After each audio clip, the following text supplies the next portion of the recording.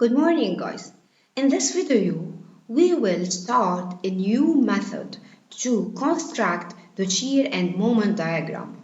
This method is called graphical method or method of area. And this is, guys, the last part in chapter 7. This will simplify a lot, and in some cases it is much easier than the method of section. So let's prove this method first and then solve some problem. So guys, in order to prove the method of areas, I will start by a particular case where I have a beam subjected to some distributed load.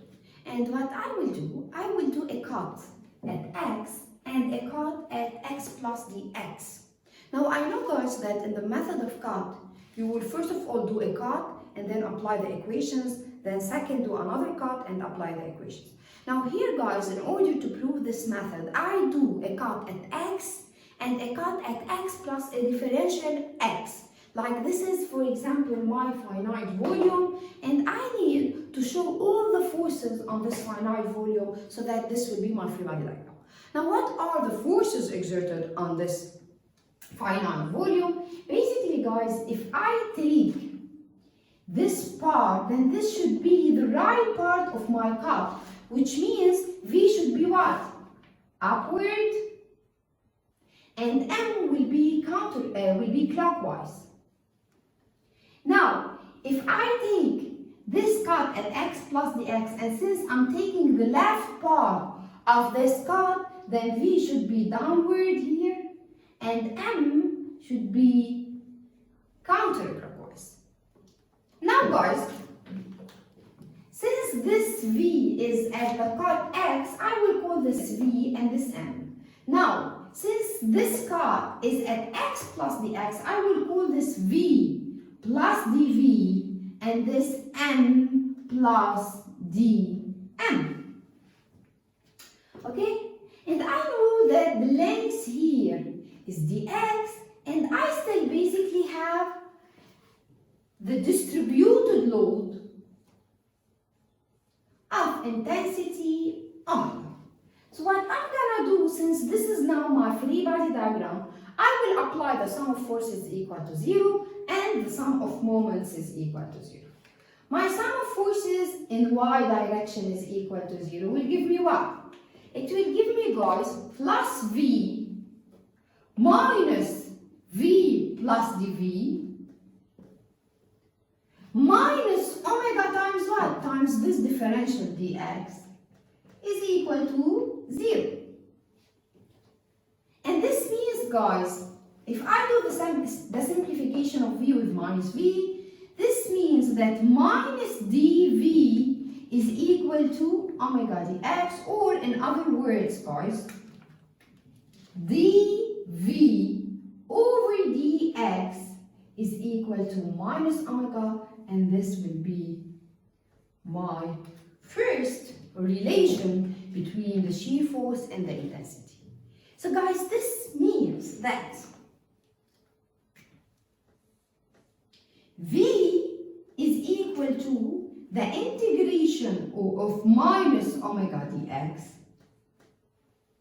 and the derivative of V, so the slope of V is equal to minus the intensity of the distributed load. Now what does this mean? This means, guys, that this V is equal to the area under the curve of omega, or the area of the shape done by omega and x.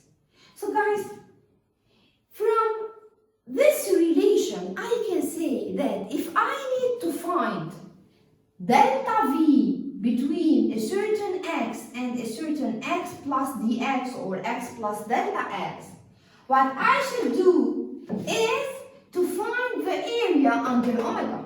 So delta V, the variation of the shear force, is equal to the area under this omega, and the slope of this V is equal to minus omega if omega is downward, and of course it is plus omega if omega is upward.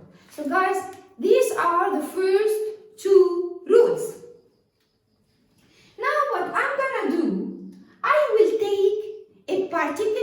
case where instead of having a distributed load, I will have a downward force F, a point load.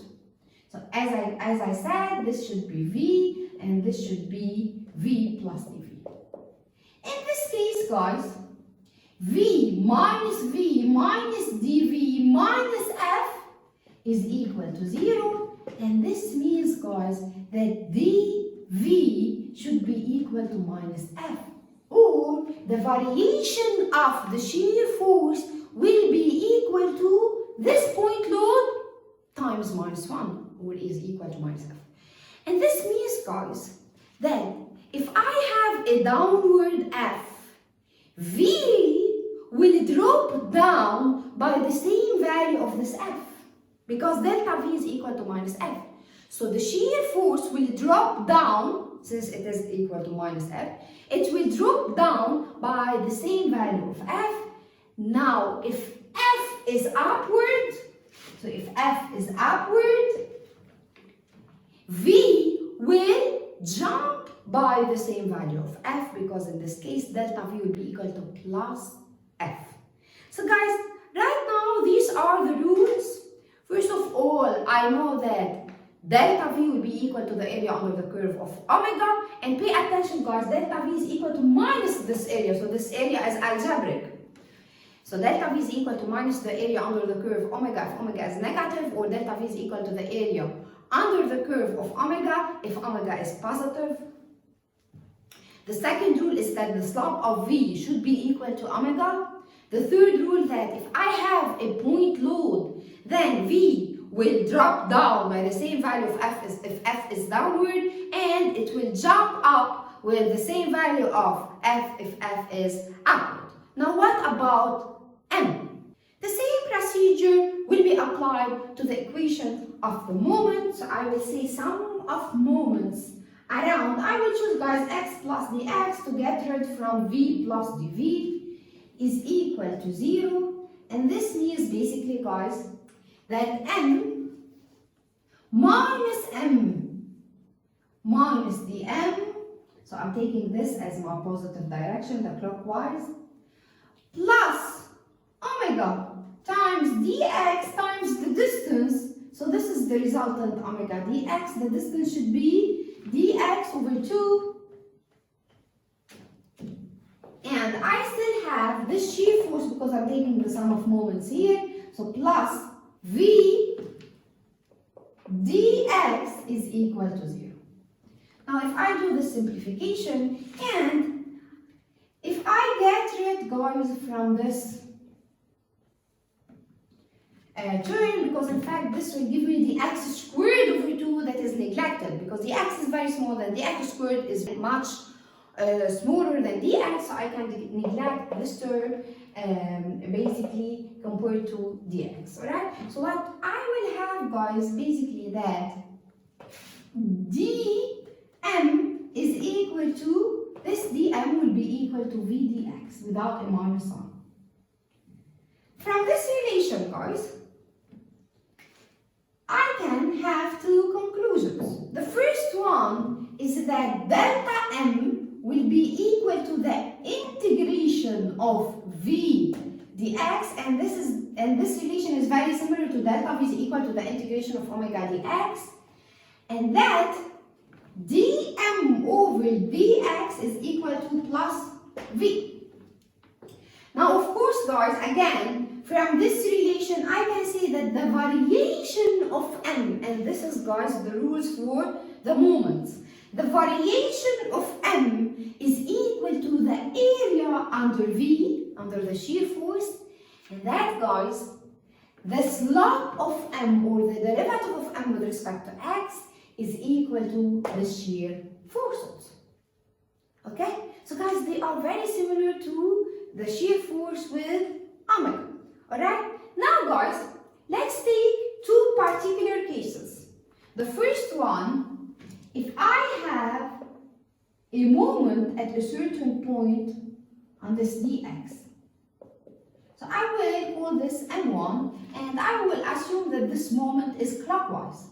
So of course this should be m, and this should be m plus dm. And of course, guys, I have, this is V plus dV and this is V. And I will also take the sum of moment around this point to get rid from V plus dV. And this means, guys, that M plus M1 minus M minus dm plus V dx is equal to 0. And this means basically, if I do the simplification, M1 plus V dx is equal to dm.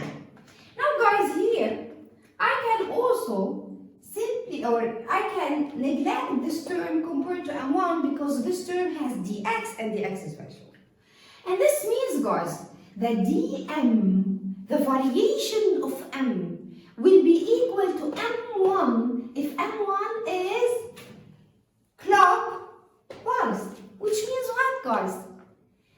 The moment will jump upward by the value of m1 if m1 is anti-clockwise. And this moment will jump downward if m1 is counterclockwise. So basically, guys, it is also the same as the point load for the shear. So we said basically that if I have a downward force, then the shear will drop down. If I have an upward force, then the shear will go up with the same value of F. Now here, if I have a clockwise moment, external moment at a certain point, the moment will jump by the same value of M1. If I have a counterclockwise moment, the moment will drop down by the same value of this counterclockwise moment.